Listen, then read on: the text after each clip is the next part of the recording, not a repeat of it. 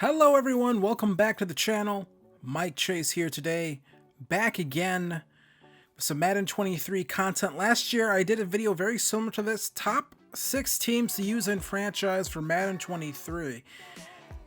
And when I say top teams, I mean teams that are going to provide, I think, a little bit of difficulty in terms of building them up. I think teams that, I think the past few years I've made the mistake of picking teams that are, relatively easy. I think relatively a few signings away from really competing for championships. And I'm going to say right now, the team that I am going to use for my Madden 23 franchise, I know it's June, but likely one of the teams I am going to use is going to come from this list of teams that we're going to get into. So yeah, phone goes off, of course. If you are interested in hearing more about, Madden 23, I'll try to get videos out when the news drops. Be sure to hit like, be sure to hit subscribe, and let's get right into this. I think we've wasted enough time as is. So number one on this list, it is going to be the Atlanta Falcons. I think the Falcons, out of this sort of list of teams, I think this is a team that is very much in the CJ Stroud and Bryce Young sweepstakes. With that, I think that could make for a very fun rebuild. If you're going to use a real draft class, you'll have those guys to look forward to possibly competing for. And if you're going to use a fictional one as well, I think, what cool fictional quarterbacks come from those draft classes, you could try to build around one of those guys. It sounds like, EA went out of their way to really improve the custom or sort of the random generated draft classes. So you have that to look forward to. Also, if you want, you could try maybe for a year or two. You don't have to use the 2023 draft class, for the 2023 draft. You can use it whenever you want. Maybe do a year or two of the custom draft of the fictional draft classes, and then use a 2023 draft class once someone gets them out and made. And you can maybe try to struggle for a year or two with Desmond Ridder, a guy that was taken in the 3rd round. Depending on what his overall is, it could make for a really interesting, I think, franchise where he's a guy that's could take a long time to even get him to an 80 overall, depending on what his dev trade is, depending on how XP is handed out in the mode this year. You do also have Kyle Pitts, and you have Drake London, who I believe was the first receiver taken off the board, somewhat surprisingly for some people, or not surprisingly for other people. I think Drake London was a really interesting prospect. So when you take a look at all of that combined, I think the Falcons make for a really interesting team. I don't think that defense is all that great. And you do have to compete with, I think, 2 other really good NFC South teams in the Tampa Bay Buccaneers and the New Orleans Saints. So you're going to be, I think, fighting at the bottom of the NFC South against this team that is number 2 on this list. And the team that's number 2 on this list is going to be the Carolina Panthers. We're going to stay in the NFC South here, and with this one, Carolina hasn't had a winning season since going 11-5 in 2017, and you're going to have Sam Darnold likely being the best quarterback on this roster, and that's just not going to get it done. We saw it last year. He played well for a little bit in stretches, but I think the mark of a good NFL quarterback is consistently doing it week after week after week after week against different matchups, against different sort of, adversity you're going to face throughout a season. We saw that Sam Darnold just isn't that guy. It's probably never going to be that guy. He's a fringe starter, probably to a guy who can be a backup and maybe a starter in a pinch. Not going to be a guy that you want to build your team around. The Jets saw that and moved off of him. And Carolina, unfortunately, sort of stuck with them. They did take Matt Corral, and once again, that could be really interesting. I think, once again, this is a team that could be in position to draft a quarterback. Once again, if you use a 2023 draft class, you could potentially end up having like I said, Bryce Young and CJ Stroud. Those are 2 guys at the top of the upcoming draft that you could end up having. Or you could try to see if, go the route of the random generated draft classes, or you could really try with Matt Corral and maybe try to make Matt Corral into a, starting quarterback. This, Matt Corral, some people did think Corral maybe had, some first round talent, but clearly I think NFL teams just saw that and thought, I'm not going to invest, 3 years into Matt Corral if I draft him. Not too many teams are willing to do what the Cardinals did, where you sort of just say, okay, Josh Rosen, you're clearly not the guy. We're just going to go draft Kyler Murray. This is going to be real simple for us. So I think, Corral, once again, is another guy I think could be a fringe starter. And maybe you can try to do that for a year or two until you find your answer at quarterback, which I think, once again, can make for a really fun franchise. I think with Madden, I think we've seen enough now to know Madden is a game when you're playing franchise. It really does matter if you have a good quarterback. That's the thing that's really going to determine whether or not you're going to have success. If you have a good high-rated quarterback, almost the rest of the roster almost doesn't matter. Hopefully that'll be a little bit different this year, but they'll have to prove that to us when you actually get into the mode. So number 2 here is going to be the Carolina Panthers. They do have Christian McCaffrey. That's a guy that you could probably trade for not for a couple first round picks, but you could probably trade him for a couple decent picks and continue to sort of build this team out, I think. So that's why number 2 is going to be the Carolina Panthers. So number 3 on this list, we are going to go a long way from the NFC South. We're going to go all the way across the country to the great Pacific Northwest for the Seattle Seahawks.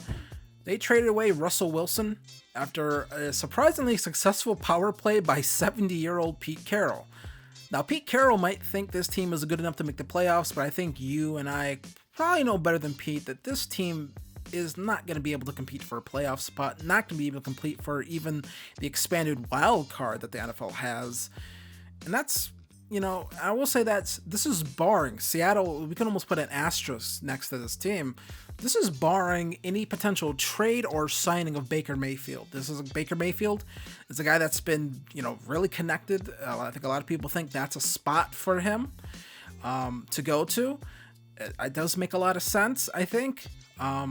It's hard to believe that an NFL team would think Drew Lock. I think, let's get in right this. Drew Lock, I think, is a stone cold lock to be out of the league soon.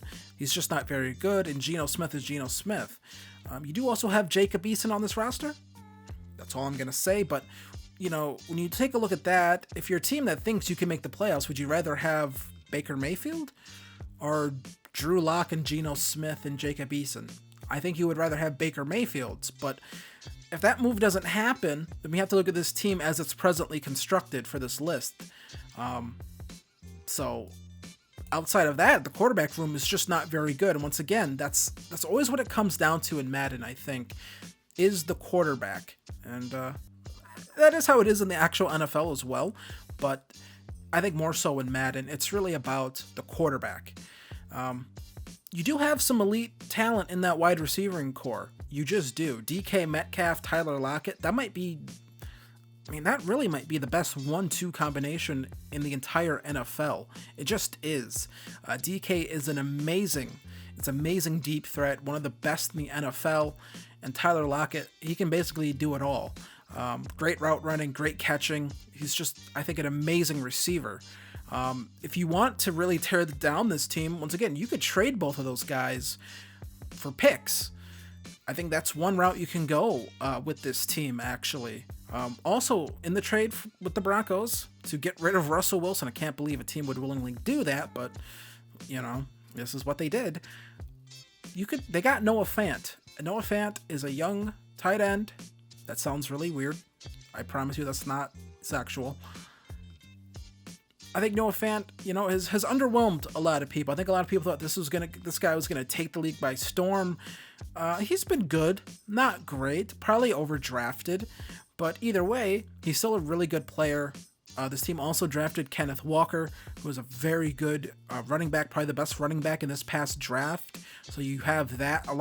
There's some offensive talent on this team, just don't have the quarterback to do it. The offensive line probably still needs some work, but they did draft Charles Cross, who was maybe the third or fourth best offensive tackle in the most recent draft. So you do have that going for you as well. You do have possibly one piece of your offensive line figured out at left tackle with him. You need to figure out the rest of the line probably. The schedule is probably tough. Not only do you have to compete in I think in a somewhat stacked NFC West, but you also be playing the AFC West in the first year here. So you're going to be taking on some really high-powered offenses with a lot of talent, with a sort of now young defense now, with a couple interesting rookies on it. So I think Seattle's going to pencil in here at number 3 on this list. And for number 4 is the Detroit Lions. Jared Goff sucks. I would say this is a pretty tough rebuild. Hold on, I'm actually reading what I wrote about this team last year. The Lions are always going to make these lists. They're always a good team to rebuild. That's always just a good story to do, rebuilding or building up the Detroit Lions. I would say rebuild, it would be if they were ever good to begin with, but you need a quarterback.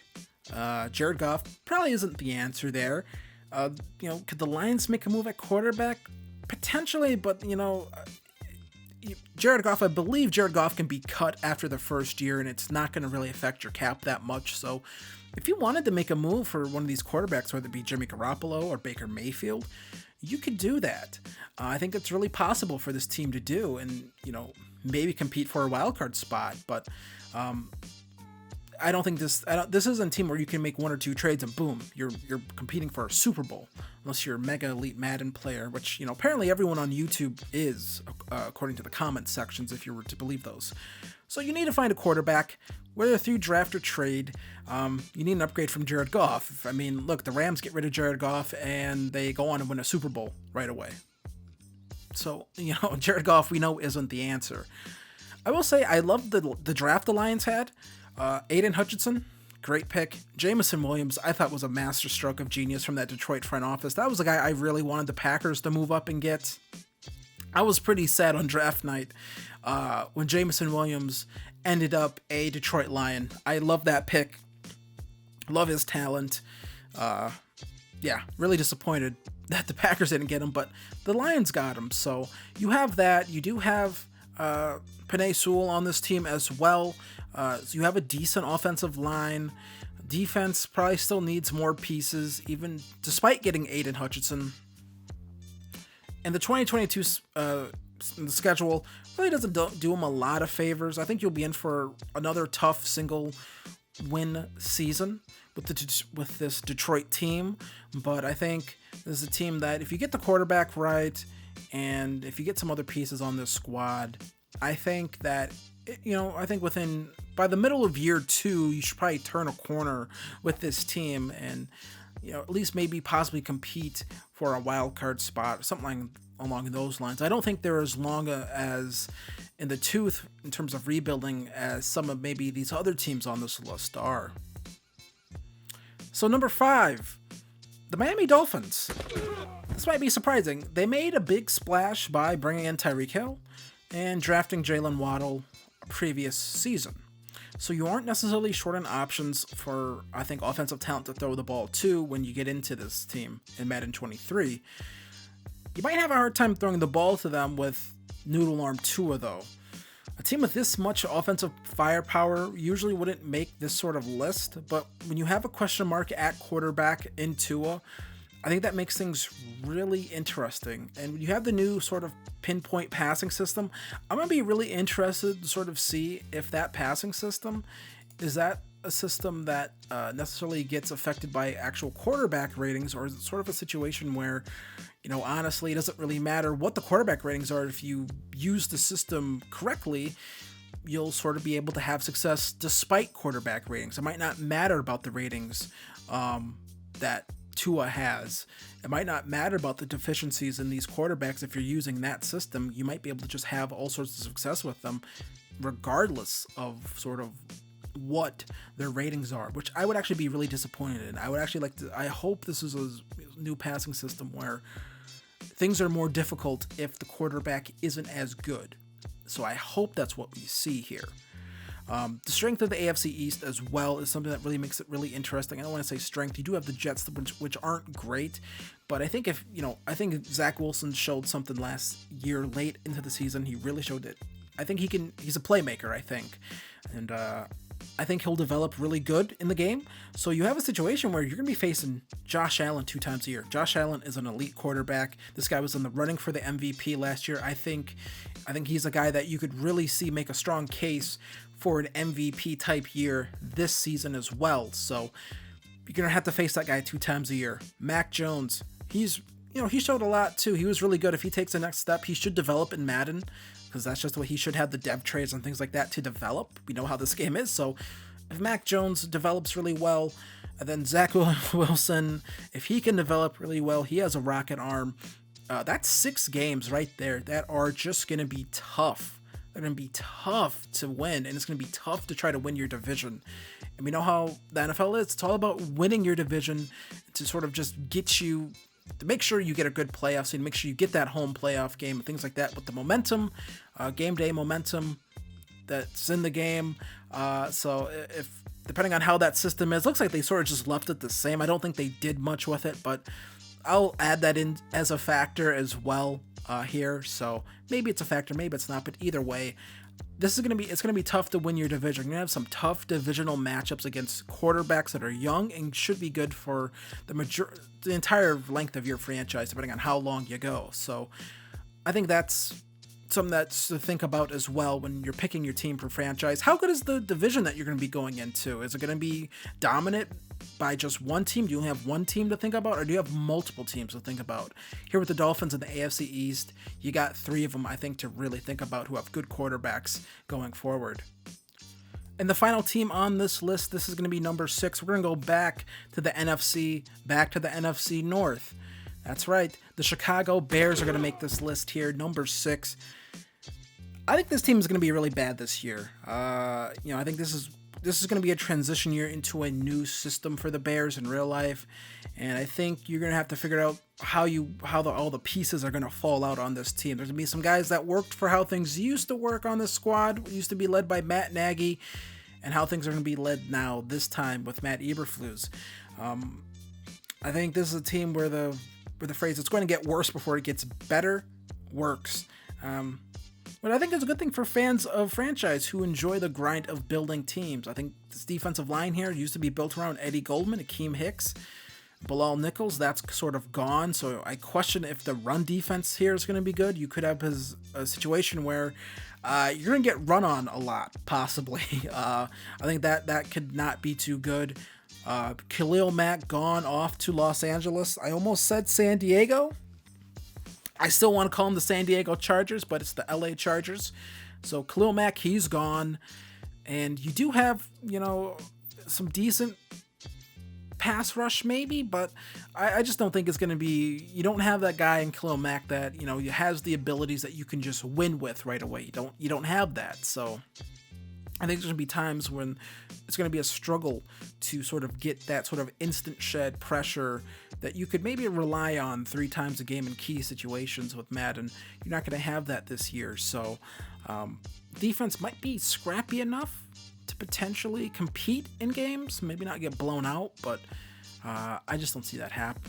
I do see that happening more likely, but I don't see you being able to win games because of defense. I just don't think that's going to happen. The Bears, they did draft 2 probable starters for the secondary in Kyler Gordon and Jaquan Brisker, both defensive backs. I like Kyler Gordon a lot out of Washington, so he could be a really good player moving forward. You're going to need, I think, some more help in the secondary a little bit, at least in terms of the cornerback room. Offensively, Justin Fields, I think he showed a lot of potential last year. I really like Justin Fields. I think he really showed just some amazing ability to just be a playmaker, just to sort of take a play that's garbage and turn it into something else. Granted, with these young quarterbacks in real life, you sort of see it. they sort of don't know when to maybe just take the easy play sometimes. Sometimes you make things worse than they should be. And I think you would see that at times with Justin Fields. Granted, in franchise, you're going to be the one controlling him, so that's sort of up to you. But I think he has the ability and the play style to be a lot of fun to use in Madden. I think this is a guy that you're going to be able to roll out, throw on the run. Maybe won't be able to do it as much this year with how the game is, with the new passing system possibly. But I think either way, he'll be a fun quarterback. I think just to use. I think if you have to get pieces around him, and he didn't have a great rookie camp plan. You'll have a lot of work to do with his development, and the receiving core, it's not filled with a lot of playmakers outside of Darnell Mooney. The running, you do have David Montgomery, so you might be able to get the screen game going, but outside of that, I think it might be a struggle that first year with this team. They're gonna have to try to get some weapons for Justin Fields on the outside. Because they don't have Allen Robinson anymore. So going to be a lot of things you're going to have to do, I think, to sort of make this an optimal situation to have a good offense. Also, I think the NFC North does make this kind of interesting as well, despite not necessarily being stacked like the AFC East with young quarterback talent. You have to face Aaron Rodgers and the Packers twice. I don't know how regression is going to work this year. Maybe, Rodgers will quickly fall off a cliff after the first year. Maybe he won't. I'm not really sure yet. They haven't talked about that yet. But if it's a situation where I think sometimes regression was a little too extreme last year, the game. So maybe it's a situation where he doesn't regress for another 3 years, and there's Aaron Rodgers just dotting you up for another 3 to 4 years. You do have the Minnesota Vikings with Justin Jefferson, Dalvin Cook. That is going to be a tough team to stop, I think, just in Madden context. I think, in the context of Madden, Kirk Cousins is decent, and he can dot you up with the weapons on that team. So I think that's just going to be tough. I think this is a team that could actually end up being worse than the Lions even. So that's why they are number 6 on this list. So there it is. There is the top teams to use in franchise in Madden 23. I might make a list that's like who I think will be the easiest teams to make. That might be too obvious, but maybe sort of like you just want to jump in, play 1 year or two of franchise. I might make a list on that of those teams that might be good to use. Let me know what you guys think here of this list. If you want to see more stuff like this moving forward, let me know. What do you think? What do you think of my list? Do you plan on using any of these teams in franchise? I'd like to know that as well. So I hope you enjoyed the video. Be sure to hit like, be sure to hit subscribe, and I will see you guys in the next one. Peace.